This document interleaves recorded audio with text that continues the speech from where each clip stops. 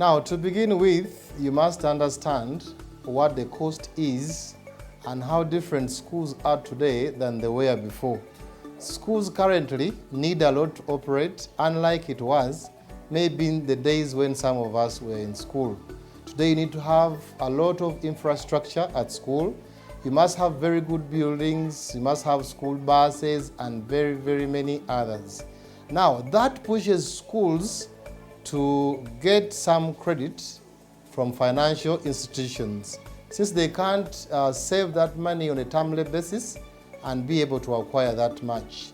Schools in Kampala need a lot of space, yet you can't find 5 acres which are on sale. Meaning schools are always looking at a way of how they can expand, how they can be able to buy out some neighbors and be able to acquire some property. Now because of that, schools find themselves having loans, and which loans some of them were able to service before the coming of COVID. When COVID came in, that meant that we had 2 years of inactivity, and 2 years of inactivity meant the multiplication of interest of those 2 years. Now, unfortunately, when we came back from COVID, many banks never scrapped, neither did they waive that interest. We ended up, and schools ended up having to compound the interest of 2 years, which was really very big for some of them. Now, another issue that maybe happened, that since COVID and the first lockdown found us in the mid of the term, many schools ended up closing that term or going for lockdown before clearing many dates. Now, there are many dates which were uncleared, and yet schools could not collect the pending school fees from their parents.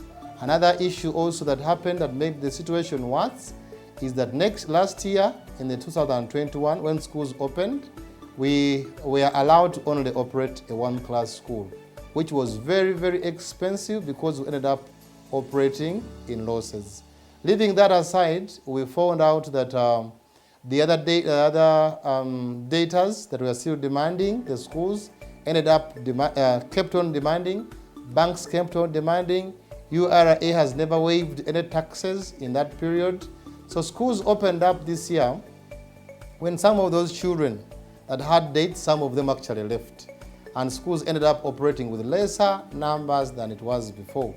That became a big problem because many schools have less than they used to have, and yet they have a lot to be paid and to pay out. So that caused a big deficit, since many of them cannot now be able to have enough to be able to move. Now, because of that, many schools found themselves in a precarious situation. They had to open up and be able to offer good services, unfortunately with less incomes as far as now is concerned. When schools opened up again, because banks never waived their interest, they kept on demanding same way it was before. Unfortunately, schools could not have enough to give in that much. That led to deficits.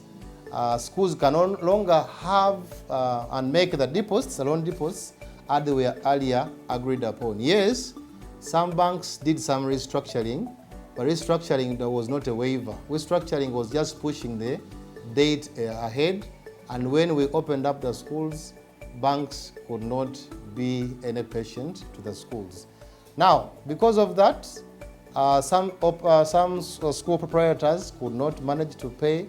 Like I said, they have less numbers of children, and they have less incomes coming in, less revenue coming in, and hence they can't operate as they used to do before. Since the last projections that were made as we were acquiring the loans were based on a different picture than what is currently existing.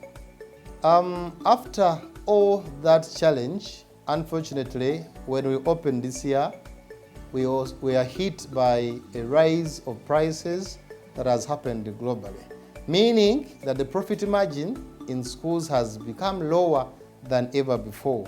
Schools can no longer pay the loans because the profit margin is too little, and what is left is too little for the school to be able to operate.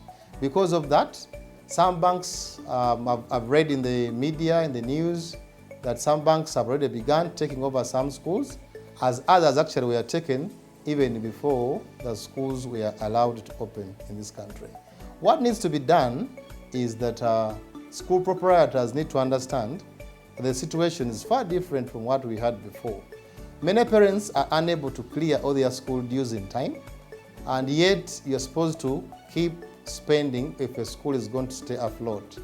What you have to do and that they have to learn is to ensure that make a lot of good, serious budgeting to consider working on the major key components of a school, key services and goods that we need to be able to move.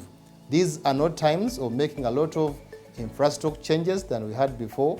This may not be a time of buying many school buses like we used to do before.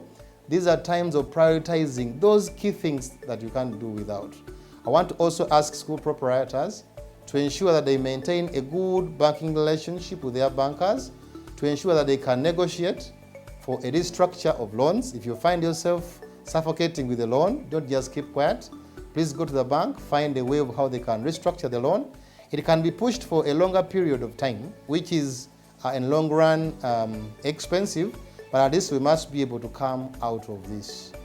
Coming out of this, you'll be able to find ways of how to restructure maybe and pay, but you must be able to come out of this. Since the inflation is high, parents cannot increase schools. It is not the right time to increase school fees. Be able to maintain your parents. Just ensure that you work within your means and pay all that you can. More especially those debts that have to do with interests should be considered first, and then when the times become green again, we shall be able to enjoy.